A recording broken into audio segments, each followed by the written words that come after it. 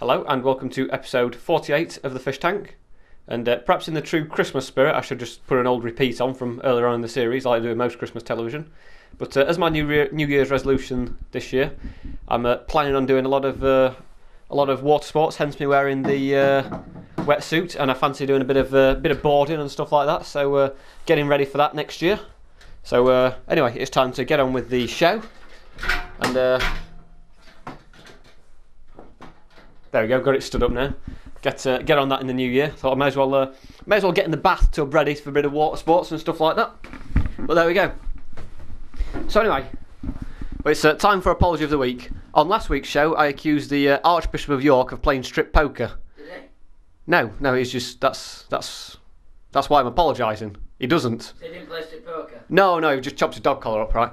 But strip poker is actually quite a decent game. I mean, I've played myself. I played against a couple of ladies once. It was a tough game. I mean, we came to one of the final crucial hands, and it turned out that the two ladies, they both got pairs, but one of them got a bigger pair than the other, and I won because I got a flush.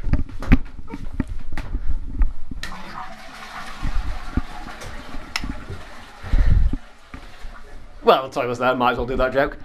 But while we're playing strip poker, one of the people who we're playing with got 5 queens. So I said, that's not right, you can't have got 5 queens, but it actually turned out he was playing with a pack of postage stamps, so that's the way it is.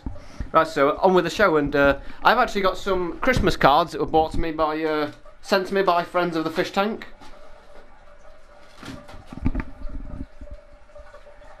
This one here. Merry Christmas. It says to Chris, I love watching the Fish Tank. See you soon. Thanks for the mentions. Love from David Blunkett. So thank you very much for that, David. This one here, it's got a picture of Mary and Joseph on it. Lovely, nice and Christmassy. Mary's on her ass. So not sure. Prominent thing in the Christmas story, the ass. So if you want to get in touch with me on Jimbo Studios and let me know what you do with your ass at Christmas time, then feel free to. So I'll have a read of it anyway. It says, to the Fish Tank, having seen your performance on episode 29, we hope you do okay at Christmas time. That's from the Rapists of Sheffield. What? Hang on. Oh, sorry. Therapists of Sheffield. Ah, yes, of course. Episode 29 was the one with Steph doing the psychoanalysis and stuff like that. So there you go. We've also got a couple of Christmas cracker jokes to read out as well that we got this year. It says, what's the difference between Frank Bruno and Michael Barrymore? One's been battered around the ring, and the other one's a boxer. There's also, what has a chef who keeps dropping his pancakes and Steve McLaren both got in common? They're both useless tossers. So popular Christmas jokes there, the ones I got in my crackers this year. All nice. What else has happened? Well, Fabio Capello is England's new manager, although people are already giving him a bit of stick, saying he's not doing very well. But as soon as he loses his first match, he's going to be referred to as Fabio Crapello.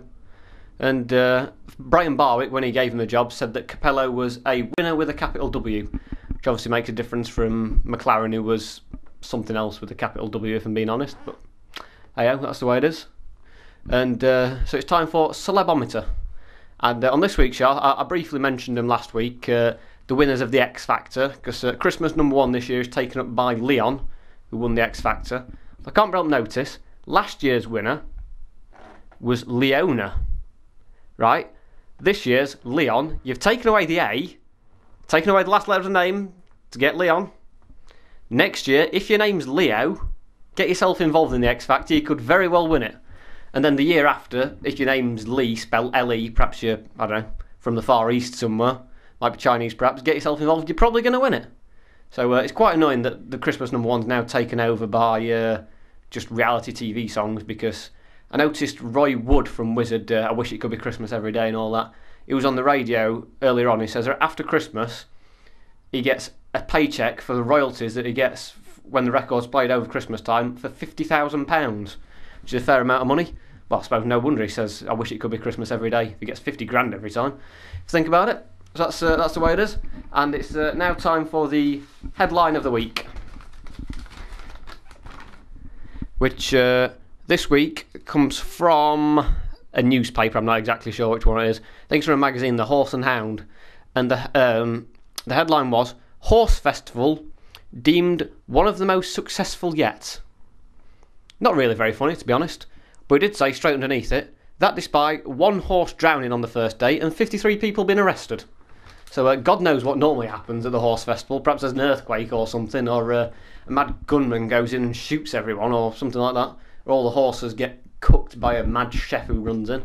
I don't know. And it's also time for Quote of the Week now, which comes from Darren Bent, the ridiculously overpriced Tottenham striker, who perhaps they've bought him for his brain power or his ability to speak the obvious, when he says, that display shows that the teams are going to have to score more goals than us to beat us.